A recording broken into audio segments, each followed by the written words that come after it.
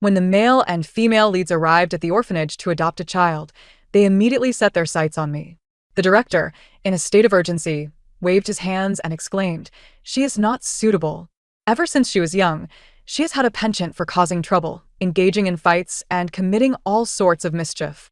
Just last night, she frightened my 80-year-old grandmother half to death with her antics."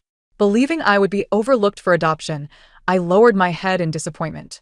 To my astonishment, the male and female leads, their eyes gleaming with determination, pointed at me and declared, "We want her." A flurry of comments floated by. "The two leads are quite astute, haha. What if their son has autism and is reclusive, shutting himself away and not speaking? They ought to adopt a wicked female antagonist. That way, life will be far from solitary and withdrawn. It might even turn into a chaotic whirlwind." Little do they know the true extent of the female antagonist's prowess. She is akin to an evil cow and a fierce king. They are inviting a whirlwind of mischief into their lives. From a tender age, I have always possessed a rather feeble sense of rules. When the male and female protagonists arrived to adopt a child, I found myself confined in a small dark room, reflecting upon my actions. My only transgression had been to water a comatose child on a hospital bed that morning. I failed to comprehend the gravity of my situation. After all, I had merely watered a plant, not scalded it with boiling water. What was there to atone for? As I curled up in a corner, slumbering, a sudden commotion erupted in the corridor outside. I recalled that today was the day the protagonists came to the orphanage to adopt a child. Indeed, a year ago, I had awakened to the consciousness of a wicked female antagonist and had gained insight into the identities of everyone in this world. For instance, the bald-headed director was merely a disposable NPC, and the couple arriving at the orphanage to adopt a child were the protagonists of this realm. They embodied gentleness, kindness, and justice, serving as the very epitome of all that is beautiful. They were also my sole opportunity to escape this dreary and tedious orphanage, which had consistently relegated me to the small dark room. After all, other NPC couples would have fled at the mere mention of my misdeeds from the past several years. Though my mental state was rather unorthodox, I yearned for a warm and loving family. Hence, regardless of the odds, I resolved to give it a try. I feigned an urgent need to use the restroom and began pounding on the door. As soon as the female teacher opened it, I darted past her. In a flurry, I finally caught up with the couple, who were about to leave in disappointment after failing to find a child with whom they resonated. Fearing they might depart, I called out from a distance, "Father, Mother." The couple abruptly halted. Sensing an opportunity, I sprinted towards them, only to be abruptly seized by the director. "Got you," he exclaimed. "How did you escape? Were you not instructed to reflect in the small dark room? You've only been there for a few hours." He continued to scold me. "You shall not eat a single meal today. Prepare to sleep on an empty stomach." He droned on incessantly. I had no time to argue with him. My sole focus was on reaching the protagonists. I struggled with all my might, contemplating biting him, but feared that if the couple witnessed my behavior, they might reconsider adopting me, thinking I was a troublesome child.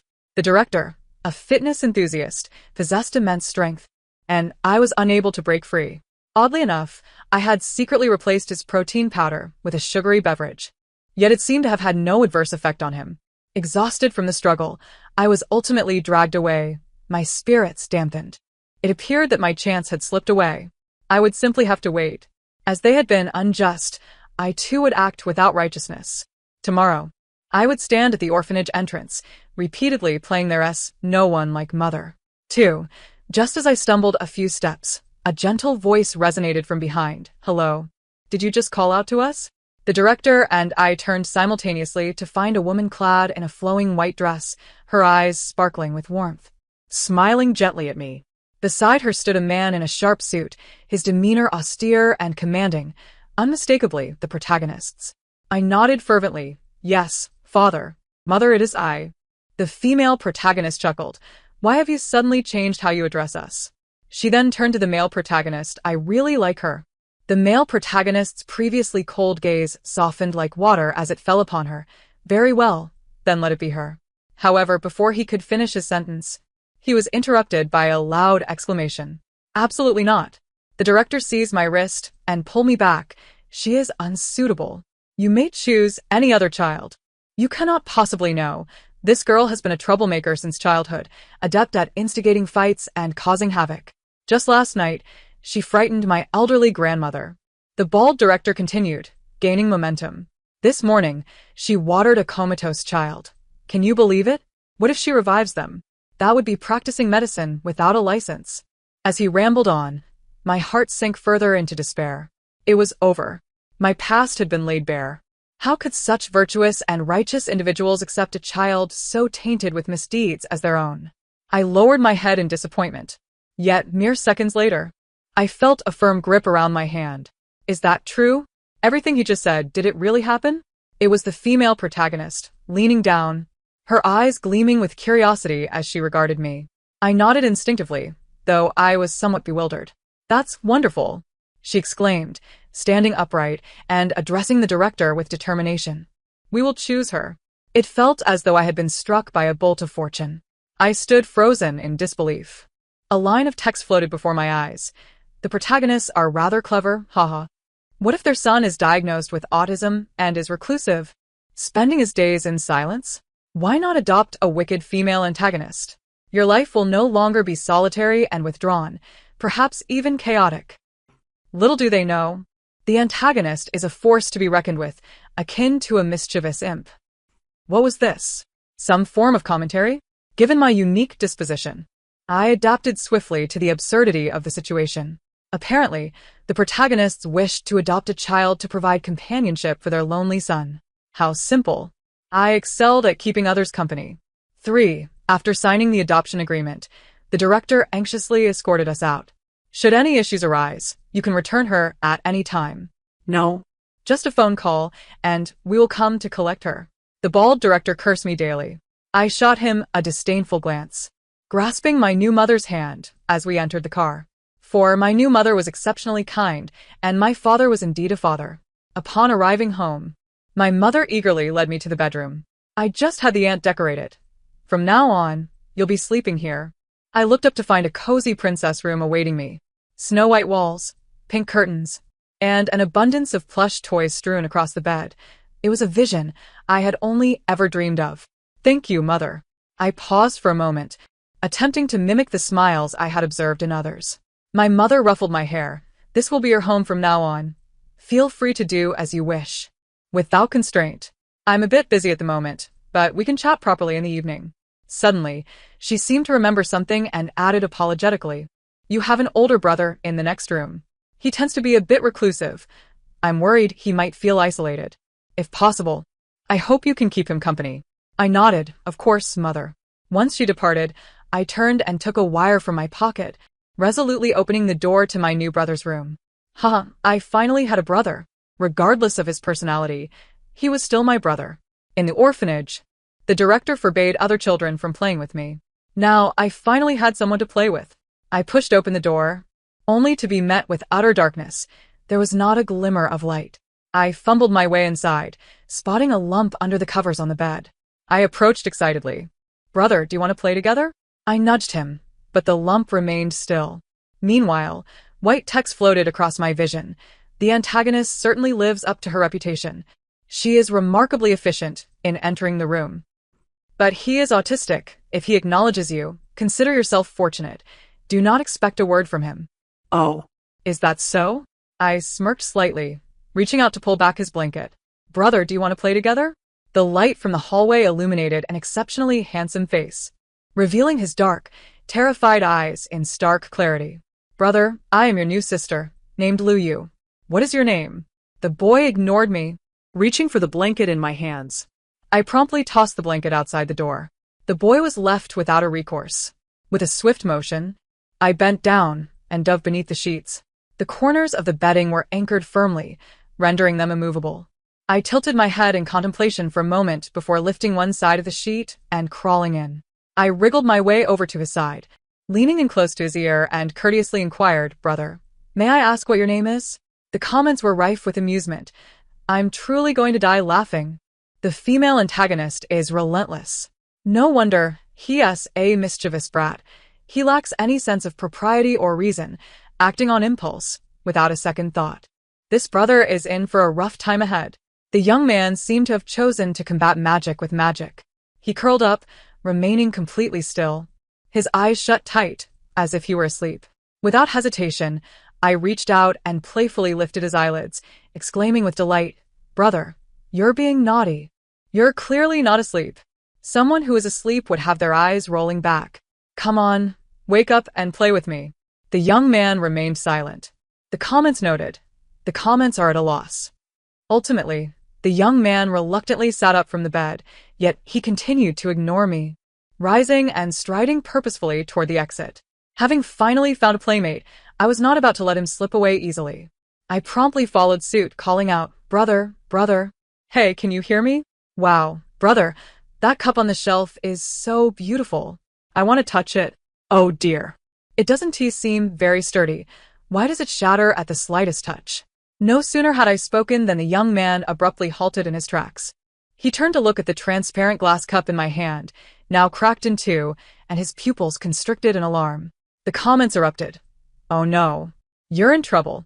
That was your brother's favorite glass cup, a limited designer piece brought back from France by your father. Now it's a collector's item. I can't watch anymore. This female antagonist is a walking disaster, causing chaos everywhere. Why would he want to play with someone like her?" Indeed. When the young man glanced at me again, a flicker of anger crossed his beautifully dark eyes, but it was fleeting. In a heartbeat, he reverted to his placid demeanor and turned away, leaving me stunned. But I had merely touched it. Fine, I wouldn't touch anything else. In the orphanage, it was always like this. The brooms, mops, and stools in the room seemed to hold on for dear life, just to ensnare me. I would merely pick them up, and they would snap in two. The comments chimed in. "You can't entirely blame the female antagonist. After all, she is the archetypal villainess, inherently unlucky with a disastrous fate." This was undeniably true. I had always been unfortunate.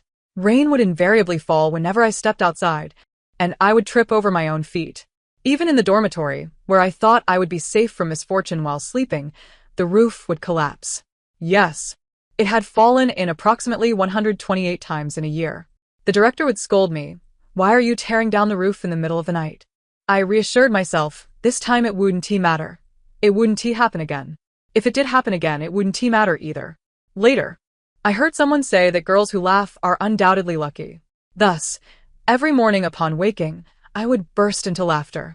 I greeted everyone with a wide smile.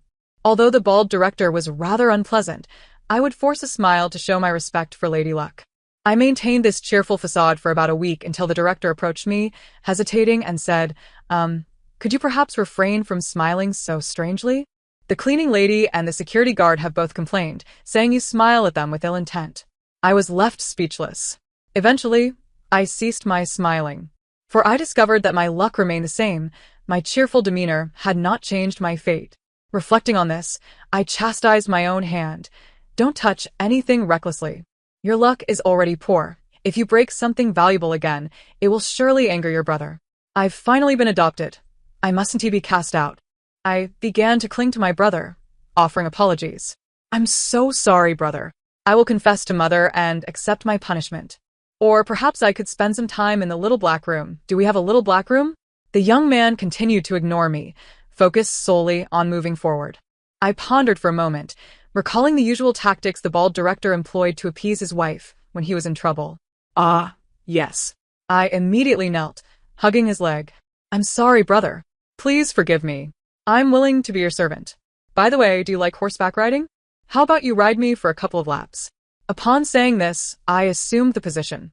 The young man's eyes widened in shock, and he frantically waved his hands. "No need." The moment those words left his mouth, everyone was taken aback. The comments reacted. "Wait, did that socially awkward boy just speak? Has he been compelled to respond by the female antagonist?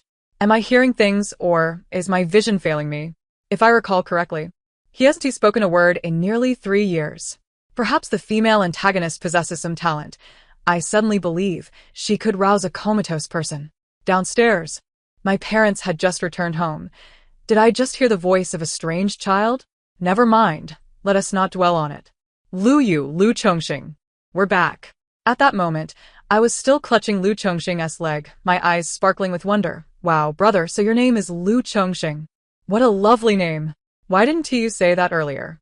Lu Chongxing, haha, it sounds wonderful. Hey brother, where are you going? I want to come too. Wait for me. I followed him straight into the restroom. As Lu Chongxing turned to glance at me, his face immediately contorted in horror. Get out. Downstairs, my parents remarked. Did we just hear the voice of a strange child again? Is this some auditory hallucination? It seems we really need to visit the hospital to check our hearing this week.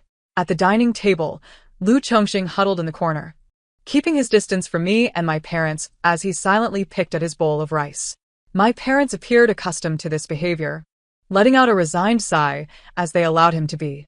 I tilted my head, contemplating, before decisively rising and plopping down next to him. The young man paused in his eating, his hand holding the chopsticks faltering for an instant before he resumed his pretense of nonchalance. Brother, why are you only eating plain rice? That's not nutritious. I deftly added a piece of sea cucumber to his bowl. You need some meat to grow strong. Lu Chongxing frowned slightly, about to wave his hand in refusal. I quickly added, it's also good for your kidneys, so you won't feel weak anymore. Lu Chongxing remained silent. Thus, he quietly accepted the food I offered. I placed a piece of beef in front of him. This will help you grow taller. He shook his head. I smiled and said, brother, you're only half a head taller than me. Even the girl in the dorm next to me, Suehua, who is only 10, is almost your height. Lu Chongxing chose not to respond, merely continuing to eat the beef with his head bowed. I then offered him a piece of celery. This is good for your complexion. Your skin seems a bit rough. He began to take the celery. The comments, along with the leads, were astonished. Is this picky eater and reluctant diner being cured? My parents grasped my hands, tears welling in their eyes.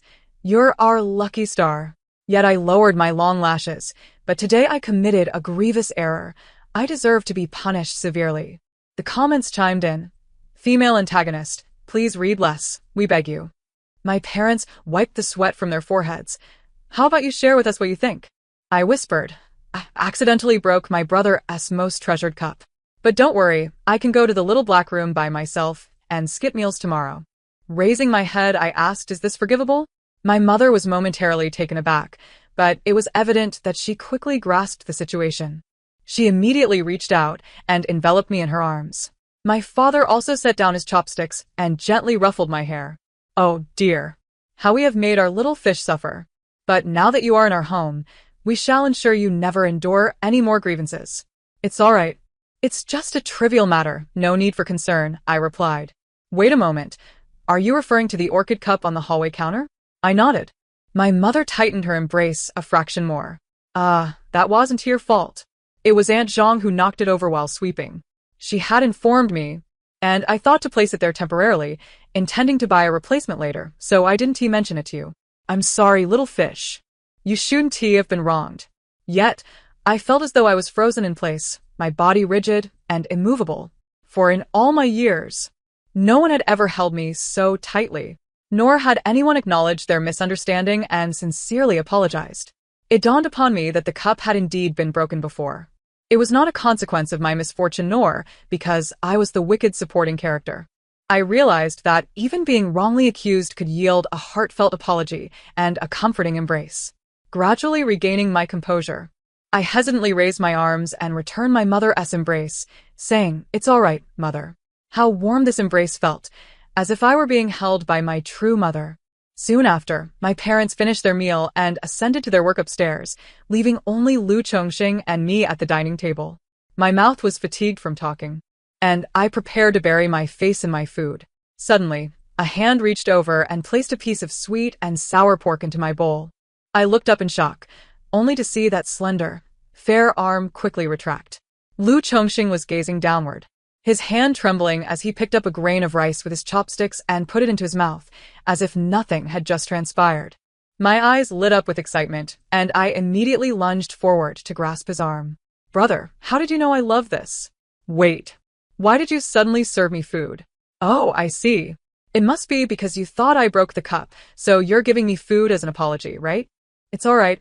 I forgive you, haha. You're really great. Having a brother is like possessing a treasure."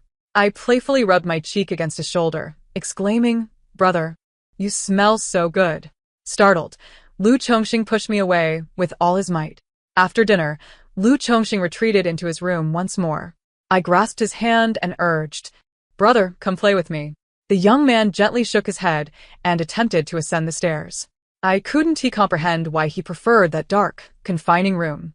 It was pitch black and suffocating. Nothing could be seen, and my mind would inevitably spiral into anxious thoughts, wondering if something monstrous lurked in the shadows, staring at me. The night would invariably end in nightmares. Loneliness can be suffocating. How delightful it would be to play together. Disappointed, I lowered my head and sighed. It's such a pity. I spent the first half of my life in an orphanage, never having visited an amusement park. My parents are always so busy. I suppose this is how my life will be. I envy the other children who can go to amusement parks. Amusement parks, sigh. I've only read about them in books. But it's all right. It's merely a small regret. Although I longed so much for a visit with my family. I have so many regrets, so many hopes, do you know? Don't interrupt me. I shall begin to brood from today onward.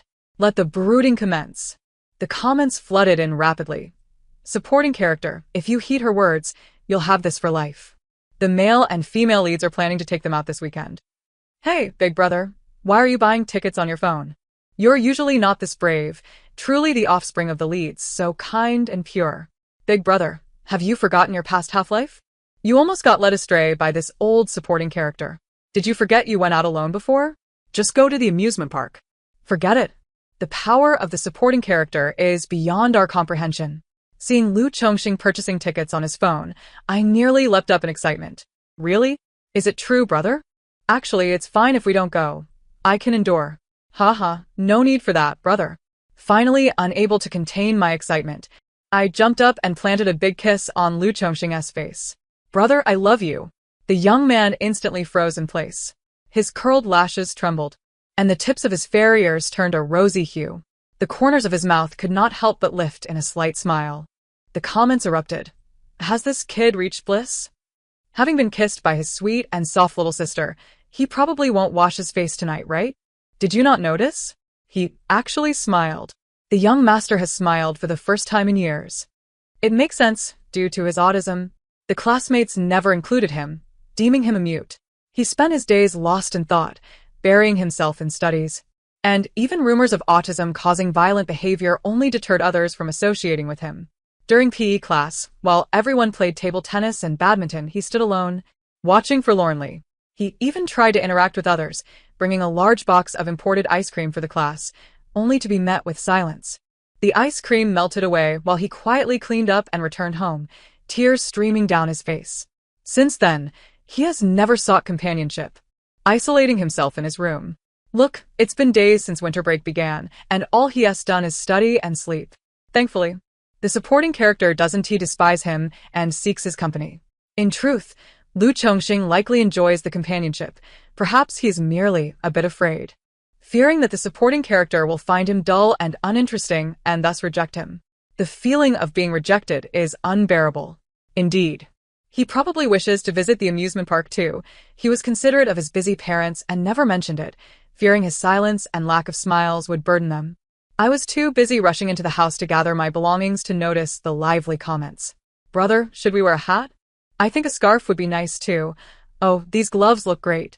Before long, the two of us stepped outside, bundled up like little balls. I worried that my brother would feel uncomfortable around others, so I fashioned him a face mask.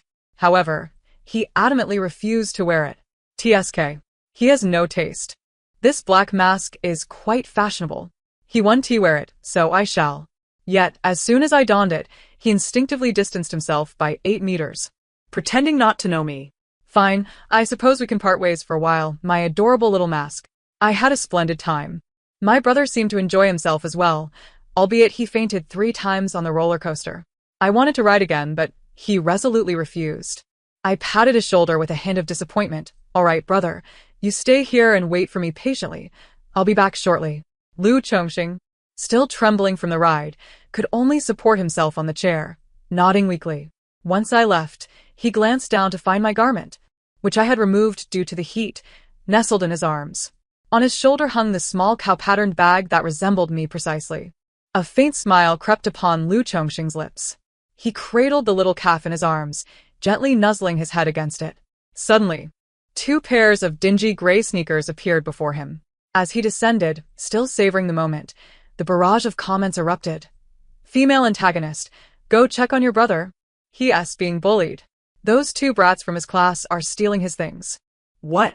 Damn it. Which blind fool dared to perpetrate such misdeeds upon my brother? I must deal with them. Wait a moment. No, that won't do. I can't behave as I did in the orphanage. Fighting is absolutely out of the question. I lack the discernment to know when to hold back. The last time I got into a fight, I ended up sending that child to the hospital. And the headmaster confined me in a dark room for 3 days and nights, providing only a single egg and some dried fruit each day. By the time I was released, I was on the verge of fainting from hunger. After finally being adopted and having pretended to be a good child for so long, if I were to send someone to the hospital again, would I be returned? My mother is so gentle, my father so fatherly, and my brother so adorable. No. Then I shall resort to verbal reprimands. A dignified insult will suffice. I cannot allow my brother to be bullied in vain. Fueled by indignation, I rushed back. From a distance, I spotted a tall, skinny brat wresting something from my brother's grasp. My brother stumbled and fell as he was pulled. Just as he braced himself to rise, a nearby chubby little boy kicked him hard. My rationality vanished in an instant. I charged forward, leaping to deliver a kick to that rotund bully. Caught off guard, the gluttonous brat fell to the ground with a thud. First blood. I swiftly turned and pounced on the skinny boy, sinking my teeth into him. Double kill. A gaggle of amateurs. No matter how he cried and flailed, I would not release my grip. It wasn't until Lu Chongxing and some passers-by intervened that I was pulled away. In a frenzy, I still wanted to charge back. But Lu Chongxing firmly held me in his embrace, gently patting my back to soothe me. It's all right, Xiao Yu. Your brother is here. I took several quick breaths in his arms before gradually regaining my composure. Brother, are you all right? The barrage of comments was in utter disbelief. Female antagonist. You didn't mention that fighting was like this. So fierce, a 1v2, and still victorious. Big brother, little brother worship you. 12. On our way home, for the first time, my brother took my hand, holding it tightly. Yet, I was too preoccupied to revel in the moment. Carefully, I broached the subject. Could you not tell Mom and Dad about what I did today? I don't want them to think of me as a bad child. If they find out I bit someone to the hospital, I would be sent back to the orphanage, forgotten and alone. I left that sentence unfinished, trembling all over. However, if given the chance to choose again, I would have no regrets. In the next moment, I was embraced. Don't worry, Xiao Yu. I will never let you return to the orphanage. As long as I'm here. The embrace was warm, infused with that unique citrus scent of my brother, stirring something bittersweet within me. And this, he said, placing a toy in my arms. He looked down at me with a gentle smile. I glanced down and was instantly taken aback. It was a little beagle plush. Just because I had lingered near the claw machine. My brother had squatted there for 2 hours to help me win it. I was utterly enamored upon receiving it. So that's what those two brats were after. Overcome with emotion, I wrapped my arms around my brother's head. Oh, brother, have you finally acknowledged me as your family, your dear sister? I love you so much. 13. Ultimately, Mom and Dad learned about the incident. They first visited the 2 children who had been disciplined at the hospital and hurried home afterwards. Upon entering, I noticed an unprecedented seriousness on my mother's face, her brow slightly furrowed. Can you explain what happened? She inquired. I hung my head, silent, my hands anxiously fidgeting. The healing scars, almost fully healed, began to bleed anew under my anxious touch. Is it possible? Xiao Yu, Chongxing? She pressed again. I could not suppress a shiver. Just then, a warm hand gently grasped mine. It was my brother. He looked up at my mother with determination. It's all my fault. It has nothing to do with Xiao Yu. My mother turned sharply to him. Dad echoed. They both exclaimed in unison. When did you learn to speak? Tears welled in my mother's eyes as she buried her face in Dad's embrace. I knew it. I knew our Xiao Yu is a blessing. Sob, sob, sob. Our son is all right. Sob, sob, sob. My brother? Both of us were left in a state of bewilderment. What was happening? Wasn't this supposed to be an accountability meeting? How did it turn into a grand family reunion? After my mother cried for a while, she wiped her tears and stood up, Actually, Mom and Dad have already checked the surveillance at the amusement park and educated those two little brats at the hospital. And they will come to apologize to you both soon. While I appreciate Xiao Yu's help to her brother, I am still very upset. Xiao Yu, what were you thinking at that moment? Why would you disregard your own safety? You charged in from such a distance to kick someone. While it was indeed cool, what if that person dodged and you fell? That would hurt a lot. And your quick turnaround to bite, though clever, what if that person was tough-skinned and you lost a tooth? Thus, we conclude that it's all your brother's fault. Lu Chongxing? My mother cleared her throat and continued. It's all his fault for being so helpless and relying on his little sister to save him, nearly causing her injury. So, tomorrow, whether he agrees or not, he is going to learn Muay Thai. Lu Chongxing raised his hand. Mom, I agree. My mother shot him a glare. No interrupting. She then held my hand. I'm sorry, Xiao Yu. I frightened you earlier. I was just so angry. Next time you find yourself in a similar situation, seek help from an adult nearby. Or call my phone, and I'll have your dad send a helicopter to the scene. Do not put yourself in harm's way again. Mom would be heartbroken. With that, she looked down. How did you get hurt here? Who was it? Iodine. Iodine. Dad approached with a bottle of iodine and cotton swabs. Mom immediately took it, opened it, and gently applied the medicine to my finger. For the next few days, try not to use your hands. Let your brother feed you.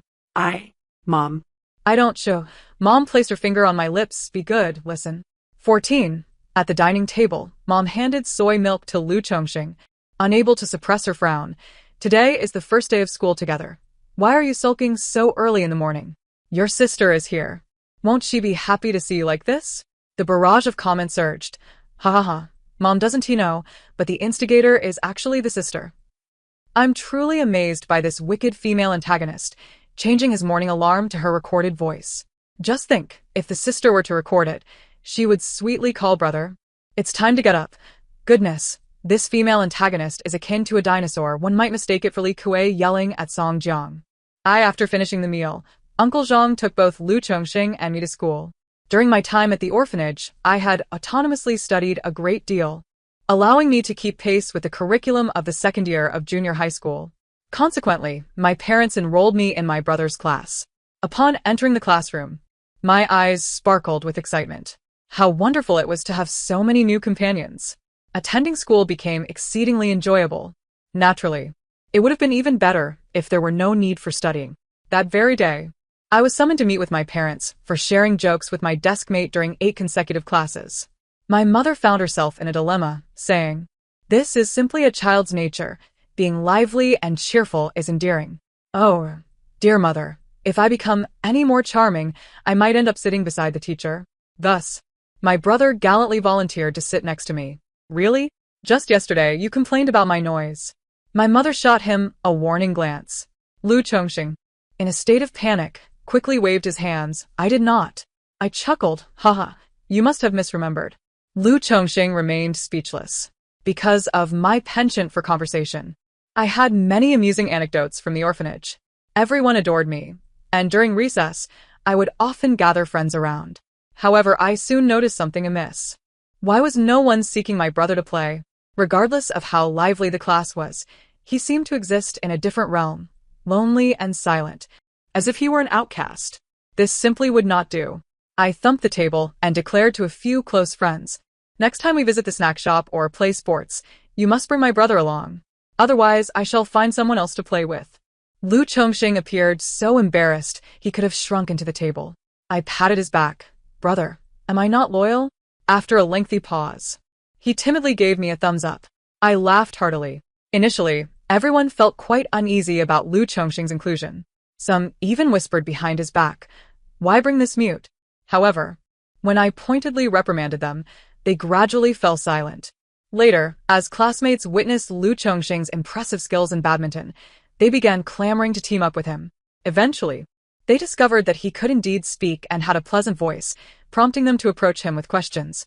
Lu Chongxing patiently explained everything, leading his classmates to realize they had previously underestimated him. He became a rising star within the class. Apologies were awkwardly exchanged, and snacks were occasionally offered to him. Lu Chongxing would always share his treats with me. The group soon understood, and during subsequent snack purchases, They began to buy extra portions. Life in our class became quite vibrant. However, one fateful evening, as we returned home from school, the house was eerily empty. My brother and I exchanged puzzled glances. After all, our parents typically returned home for dinner, even when busy, and would inform us if they were away on a trip. What could be the matter? Just then, Aunt Zhang rushed in, exclaiming, "Oh dear, I forgot to mention, Madam was in a car accident today, and your father is with her at the hospital." My brother and I entered the hospital in tears, only to be further overwhelmed as we were led into the ward. The onlookers regarded us with curiosity as we sobbed like boiling kettles. It was only upon entering the room that we heard our mother's furious shout, "Both of you, shut up." We stopped our tears, bleary-eyed, gazing at the figure lying in the hospital bed. Her upper body appeared unscathed, but her right leg was suspended high. Instantly, my brother and I rushed to her, wailing louder than before. Our mother could no longer bear it. "Stop crying. This idiot thinks I'm dead." Before long, my brother and I fell asleep, lying on either side of our mother, inadvertently pinning her down. My father remarked, "Are you here to visit the patient, or to be a nuisance?" Initially, I thought little of it. However, just a few days later, my father suddenly collapsed at work. A hospital examination revealed brain cancer. Fortunately, it was early stage and benign, requiring only surgery. Yet, undergoing a craniotomy felt akin to flirting with death. Although my father emerged from the operating room safely, he was significantly weakened. Within a month, my brother was injured by a falling stone from above. Everyone assumed these incidents were mere coincidences, but I was aware of the truth. I had seen the comments. The male and female leads should not have adopted a wicked female antagonist. How could so much misfortune occur in such a short time? Indeed, it must be the evil female antagonist's bad luck afflicting the family of the male and female leads. There were also rebuttals. Nonsense. The female antagonist got burned yesterday, and the day before, she was drenched at school. It's merely coincidence. Besides, before her arrival, the male and female leads and their son had never encountered such misfortune. Must everything be blamed on another? Exactly. I recall that a year ago, the male and female leads and their son faced consecutive car accidents. This doesn't seem to be the fault of the female antagonist, but merely bad luck. True. And since the female antagonist's arrival, the household has been filled with laughter, though it has also become quite chaotic. She even helped my brother, who has autism, gradually heal. Mother has also found solace. Yet, I found it impossible to focus on the rebuttals, for I felt that my presence had indeed brought misfortune to this family. What sort of coincidence could lead to the three of them facing simultaneous troubles? The wicked female antagonist truly bore no resemblance to a happy, warm family. My parents and brother were so wonderful. They did not deserve this suffering. If I were to leave, would their lives be significantly improved? Would they even retain their lives if I stayed? No. Absolutely not. That night, while my brother slumbered, I left a note. "I'm sorry. It's all my bad luck that has brought you such misfortune. But I truly, truly love you. Goodbye. Well, let us just say I want to see you again. I hope you have good fortune." I then packed a small bag and took a taxi back to the orphanage, selfishly clutching a little beagle plush toy as a final token of my affection. Skillfully scaling the wall to re-enter the orphanage, I unexpectedly encountered the director as he emerged to use the restroom. He stared at me in disbelief, rubbing his eyes multiple times. Maintaining my composure, I walked past him. "Yes, you are not mistaken. Your dear niece has returned." The director exclaimed in shock. "Wait. You were sent back in the middle of the night. Hold on. Why do you have such a small bag? Did your family give you nothing? You weren't even allowed to take your clothes?" I knew it. It hasn't been long at all. "Sigh, I doubt anyone will want you now. You might as well stay quietly in the orphanage."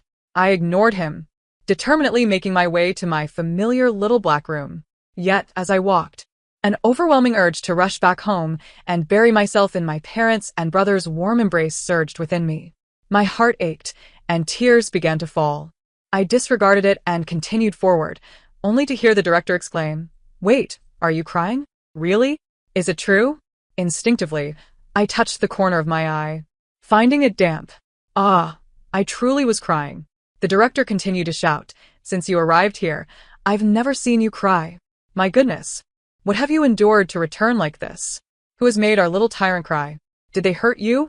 How could this seemingly honest and wealthy couple do such a thing? Tomorrow I will confront them.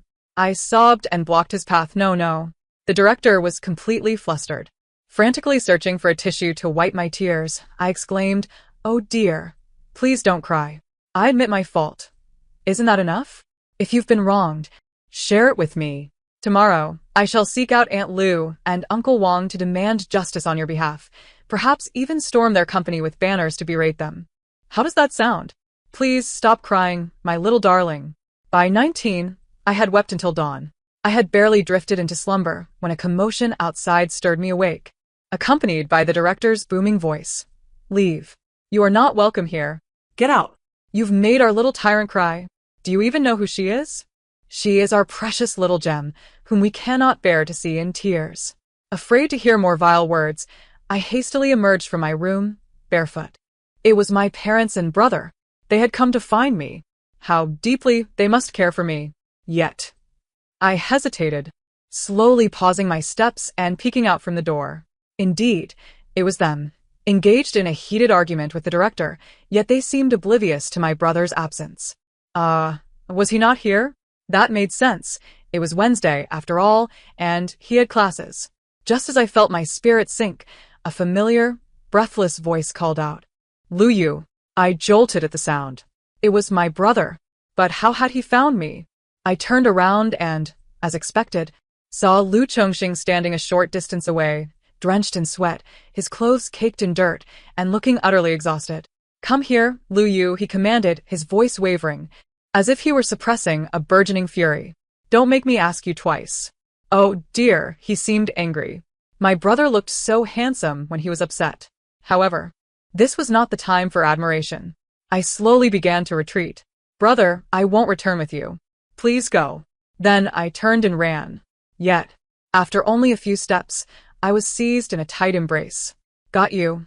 My brother's deep voice resonated beside me. "Let's go home. Stop this nonsense." I struggled. "What nonsense? Haven't I told you? I only bring misfortune." "Why? Why do you still come looking for me? You should never have adopted me. I am a harbinger of disaster." Yet he held me even tighter. "Little you, you are not. You are not a disaster. You are our lucky star, our family's blessing." At some point, my parents had also arrived, followed closely by the flustered director, who attempted to intervene but was met with a single, fearsome glance from my father that sent him retreating. "Little you," my mother knelt down, gently ruffling my hair. "You are our daughter and the sister of Chongxing. That will never change. We will never abandon you. Moreover, the recent troubles have nothing to do with you. Do not blame yourself. We faced similar situations before, and you were not even here at that time, correct?" Perhaps it was the tenderness and conviction in my mother's voice that made my tears flow uncontrollably. The director muttered, "For heaven's sake, are you all playing with me?" Perhaps, as they claimed, the days that followed were devoid of misfortune. Each day passed in a tranquil, happy manner. I felt as though I was no longer the wicked female antagonist, but rather an ordinary child cherished by my parents and loved by my brother. The end. Thank you for listening. Until we meet again with another story.